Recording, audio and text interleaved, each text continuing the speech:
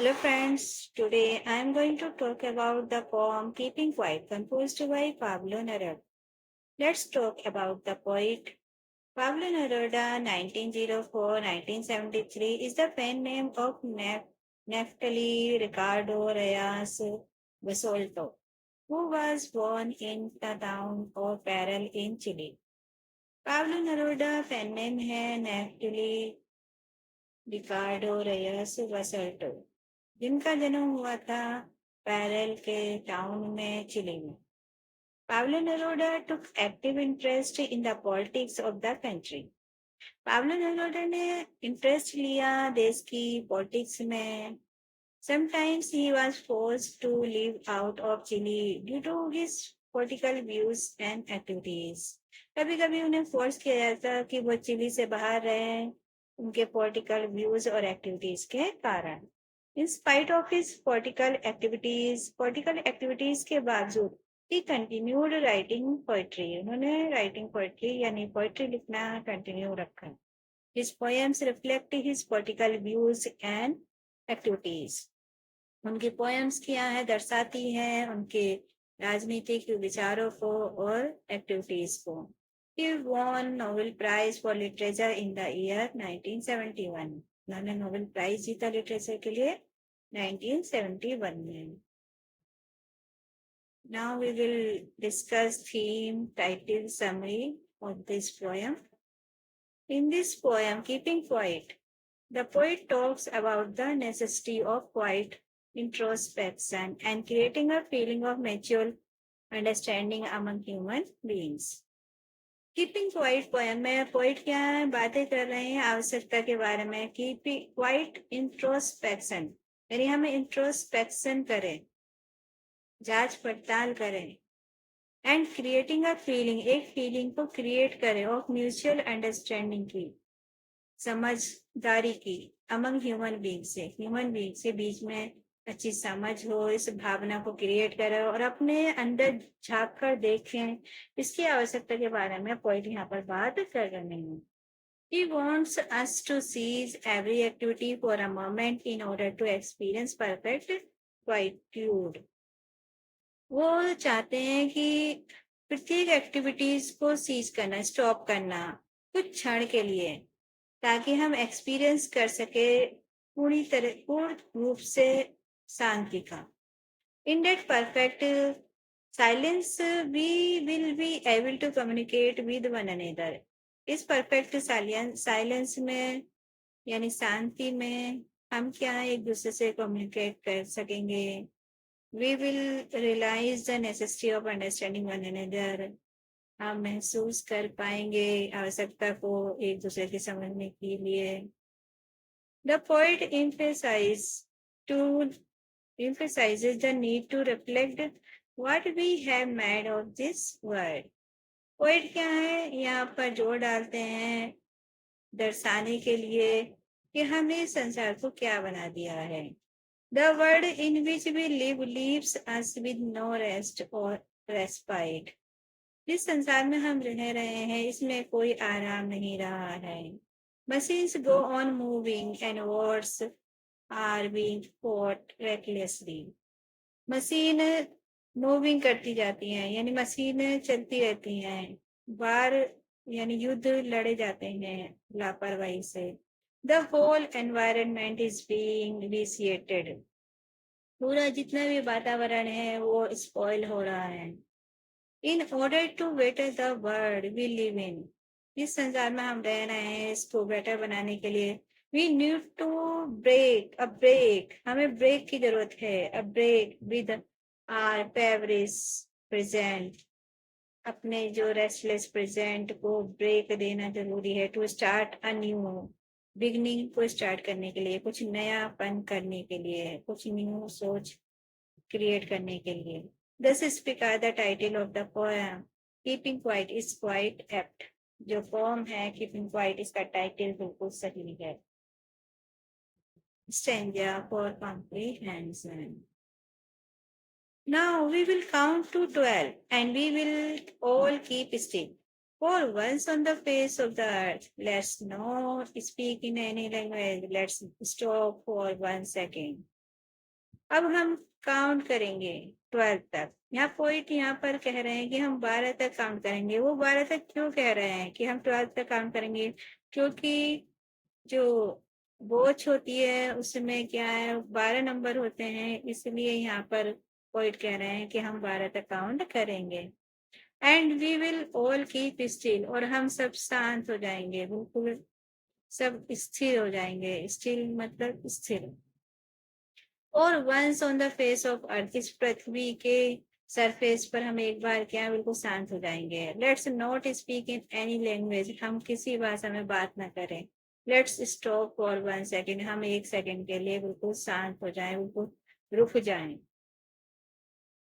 And not move our arms so much, और हम अपने आर्म्स को ना हिलाए, अपने हथियारों को ना हिलाए, हम कोई मूवमेंट ना करें, कोई एक्टिविटी ना करें, ताकि हमें शांति महसूस हो।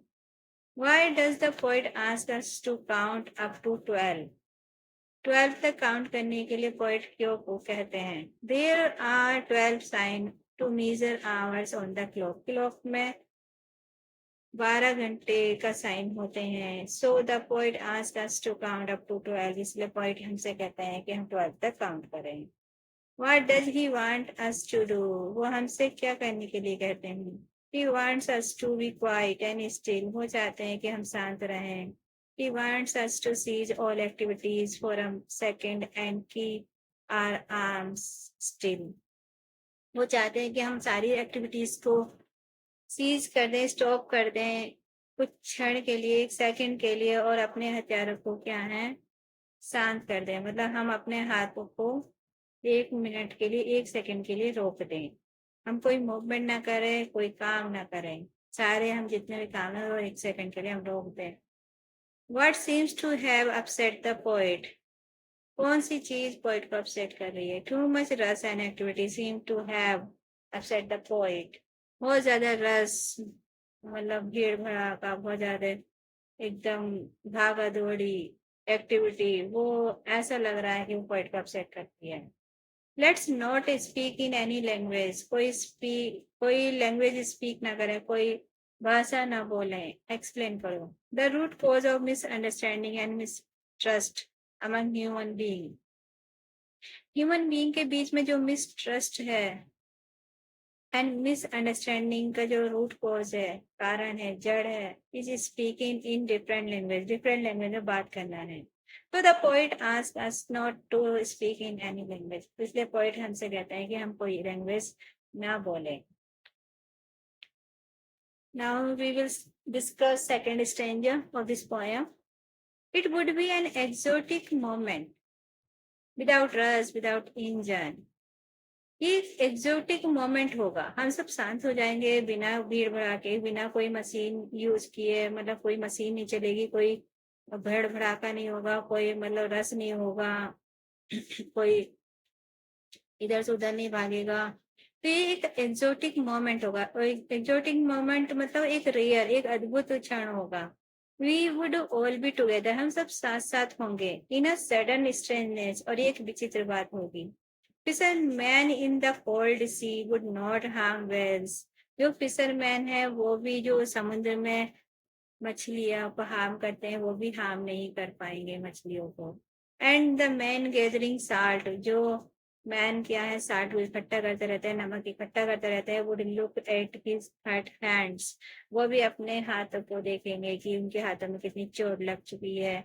तो सबको टाइम मिल जाएगा कि वो कर क्या रहे हैं, अपने अंदर झांक कर देखेंगे, वो सब इंट्रोस्पेक्ट करेंगे कि हम कर क्या रहे हैं एक क्षण के लिए, अगर वो शांत हो जाएंगे तो। What kind of moment is referred to here? किस प्रकार का मोमेंट यहाँ पर रेफर किया गया है, बताया गया है। The poet refers to the moment of quietude, यहाँ पे बिल्कुल शांति का मोमेंट यहाँ पर रेफर किया गया है। It would be quite unusual and enticing moment, ये बिल्कुल असामान्य और रेयर मोमेंट होगा। How would we feel during the quiet moment, quiet moment के दौरान हम कैसा फील करेंगे? During the moment of quietude we would have the feeling of mutual understanding and brotherhood, शांति के इस क्षण के दौरान हम म्यूचुअल अंडरस्टैंडिंग की फीलिंग को बनाएंगे एंड ब्रदरहुड भाईचारे की फीलिंग को बनाएंगे। What would be fisherman do, fisherman क्या करेंगे? फिशरमैन वुड स्टॉप फिशिंग, वो फिशिंग करना छोड़ देंगे। They would not harm the whales in the parts of sea, वो समुद्र में क्या है वेल मछली को हार्म नहीं कर पाएंगे। What would the gatherer of salt do, जो सार्ट इकट्ठे करने वाले लोग होते हैं वो क्या करेंगे? The man gathering salt would have some respite, उन्हें कुछ आराम मिल जाएगा। He would find time to look at his hurt hand and take care of them. उन्हें अपने हाथों को देखने का टाइम मिल जाएगा और वो अपने हाथों की देखभाल कर पाएंगे। Those who prepare green wars, जो ग्रीन वॉर्स से यानी जो पर्यावरण से जो वार कर रहे हैं, जो युद्ध कर रहे हैं, जो खेल रहे हैं, मशीनों का यूज कर रहे हैं, पेड़ काटे जा रहे हैं, जमीन बंजर होती जा रही है। वॉर विद गैस, जो गैस से यानी गन से जो यूज कर रहे हैं, फायर से, आग से जो यूज कर रहे हैं, तो वो भी एक बार अपने आप को झांक कर देखेंगे, इंट्रोस्पेक्ट करेंगे कि हम किस लिए लड़ाई कर रहे हैं। Victory with no survivors, victory तो हो जाती है लेकिन उसमें कोई बचता नहीं है, तो क्या मतलब है ऐसे युद्ध का? पॉइंट यहाँ पर कहना चाहते हैं कि जब कोई बचेगा ही नहीं तो ऐसी विक्ट्री का क्या मतलब है? Good put on clean clothes, फिर जब कोई काम ही नहीं होगा, सारे काम रुक जाएंगे, तो हम क्या है, पुट ऑन क्लीन क्लोथ्स, हम क्या है मतलब क्लीन क्लोथ्स पहनेंगे यानी न्यू अंडरस्टैंडिंग को क्रिएट करेंगे। And walk about with your brothers, अपने भाइयों के साथ वॉक करेंगे, घूमेंगे इन द सैड, छाया में, डूइंग नथिंग, कुछ ना करेंगे। मतलब ये इसमें यही बताया गया है कि अगर हम कुछ क्षण के लिए रोक दें तो हमें पता चलेगा कि हम कर क्या रहे हैं, हम इस दुनिया के साथ क्या कर रहे हैं, हमने इस संसार को क्या बना दिया है। What kind of war are refer to here, किस प्रकार का वॉर यहाँ पर रेफर किया गया है? The poet refers to wars against environment, against war fought with poisonous gases and wars fought with firearms। और यहाँ पे बात कर रहे हैं युद्ध जो हो रहे हैं एनवायरनमेंट के विरुद्ध, जो वॉर लड़े जा रहे हैं गैस के साथ, एंड जो वॉर लड़े जा रहे हैं, जो युद्ध लड़े जा रहे हैं फायर आर्म्स के साथ, बंदूकों के साथ, इसके बारे में यहाँ रेफर किया गया है। What kind of victory do people win after fighting these Wars, किस प्रकार की विक्ट्री होगी अगर लोग यहाँ पे युद्ध में जीत जाते हैं युद्ध के बाद? It is a kind of victory in which no survivor is left to celebrate it। तो ये इस प्रकार की जीत होगी जिसमें कोई सर्वाइवर ही नहीं बचेगा, कोई मनुष्य ही नहीं बचेगा उसे सेलिब्रेट करने के लिए। What would the warmongers do during the quiet moments? जो फाइट मोमेंट्स है उसके दौरान वॉर मॉन्गर्स क्या करेंगे? During the quiet moments the warmongers having stop wars, जो वॉर करने वाले जो योद्धा हैं वो युद्ध रोक देंगे। Would have nothing to do, कुछ नहीं करेंगे। Then they would walk with their fellow brothers in the shadow of trees, फिर वो क्या है पेड़ों की छाया में अपने भाइयों के साथ घूमेंगे। What does walking about with your brother suggest? यहाँ पर ये जो लाइन दी गई है ये क्या सजेस्ट कर रही है? It suggests the feeling of brotherhood in the absence of war। युद्ध के absence में brotherhood की feeling को सजेस्ट किया जा रहा है कि brotherhood की जो feeling है वो create हो।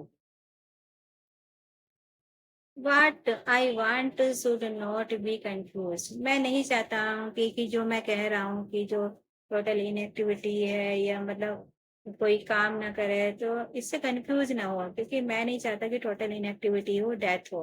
मेरा मतलब ये नहीं है कि मैं डेथ को प्रेफर कर रहा हूँ, मेरा मतलब यही है, पॉइंट यहाँ पर कह रहे हैं कि मैं केवल ये चाहता हूँ कुछ क्षण के लिए लोग अपने काम को रोक दें और वो इंट्रोस्पेक्ट करें। Life is what it is about, life तो चलती ही रहेगी। I want not truck with death, मैं नहीं चाहता कि डेथ के बारे में मैं यहाँ पर बात नहीं कर रहा हूँ। What does the poet want to make clear? Poet यहाँ पर क्या क्लियर करना चाहते हैं? The poet wants to make it clear. Poets चाहते हैं इसको साफ साफ बताना. That why advocating total quiet for some time. कुछ क्षण के लिए total quiet हो जाए, बिल्कुल शांति हो जाए. He is not advocating passivity और inactivity. वो पूरी तरीके से निष्क्रियता नहीं चाहता है. वो केवल चाहते हैं कि कुछ क्षण के लिए हम टोटल क्वाइट हो जाएं. Life is what it is about explain. इस लाइन का मीनिंग क्या है? Life the poet wants to suggest is nothing but activity. Life कुछ नहीं है बल्कि एक्टिविटी है, क्रियाकलाप है. Without activity there can be no life. और बिना एक्टिविटी के तो कोई लाइफ हो ही नहीं सकती. What does the poet want to suggest by saying that he wants no track with death? Poet यहाँ पर क्या कहना चाहते हैं ये कहकर कि वो डेथ से ट्रक नहीं करना चाहते, यानी डेथ से नहीं लड़ना चाहते हैं, या डेथ से मतलब स्ट्रक नहीं होना चाहते हैं. The poet wants to suggest that he does not want man to be passive and begin thinking of death.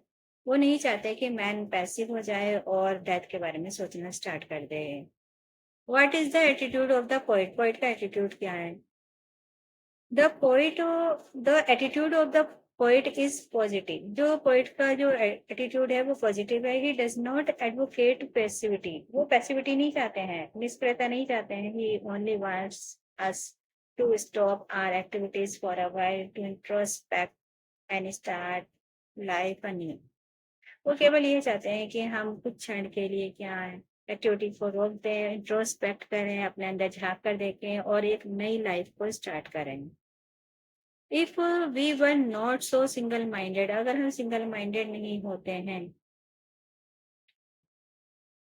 About keeping our lives moving, शांत रहकर अगर हम सिंगल माइंडेड नहीं होते हैं, हमारी लाइफ क्या मूविंग करती रहेगी. And for once could do nothing, हम कुछ ना करें. परहैप्स अ ह्यूज साइलेंस, पूरी तरीके से क्या पूरी साइलेंस हो जाएगी, पूरे मतलब शांति छा जाएगी. माइंड इंटरप्ट दिस सैडनेस, ये क्या है, बहुत दुख की बात है. Of never understanding our self, कि हम एक दूसरे को नहीं समझ पा रहे हैं. And of threatening our self with death, और हम क्या है मृत्यु से डर रहे हैं, एक दूसरे को नहीं समझ पा रहे. तो ये बहुत ज्यादा दुख की बात होगी अगर हम सब सिंगल माइंडेड नहीं होंगे. हम कुछ नहीं करेंगे, थोड़ी देर के लिए हम कुछ ना करें, अपने हाथों को रोक दें, शांत हो जाए और सोचें क्या करें, यूज साइलेंस हो जाए. What according to the poet would have been better for us to do? Poet के अकॉर्डिंग क्या होगा, क्या अच्छा होगा हमारे लिए, क्या अच्छा रहेगा. अकॉर्डिंग टू द पोइट के अनुसार it would have been better for us, तो ये हमारे लिए अच्छा ही होगा. टू टेक सम रेस्ट, हम कुछ आराम कर लें. Then keep on moving all the time, हर समय हम कीप ऑन करते रहते हैं, हर समय हम अपनी मशीनों को चलाते रहते हैं, किसी न किसी काम में व्यस्त रहते हैं. डूइंग वन थिंग और अगर एक चीज करते हैं फिर दूसरी करने लगते हैं, अपने आप को इंट्रोस्पेक्ट नहीं कर पाते, अपने अंदर झांक कर नहीं देख पाते हैं, रेस्ट नहीं कर पाते हैं. अगर हम रेस्ट करेंगे तो हम देख पाएंगे कि हम कर क्या रहे हैं. What is the cause of our sadness, हमारे दुख का कारण क्या है. The cause of our sadness is that we never understand our self, कि हम अपने आप को नहीं समझ पाते हैं. And continue to threaten our lives with death, मृत्यु से हम अपनी लाइफ को डराते रहते हैं, धमकाते रहते हैं. What can do us good, हमारे लिए क्या अच्छा रहे हो सकता है. Silence and stillness even for a moment, एक क्षण के लिए बिल्कुल शांत हो जाए, बिल्कुल स्टिलनेस हो जाए, स्थिर हो जाए. कैन डू अस गुड, ये हमारे लिए अच्छा रहेगा. बाय रिमूविंग आवर सैडनेस, हमारे दुख को रिमूव करके.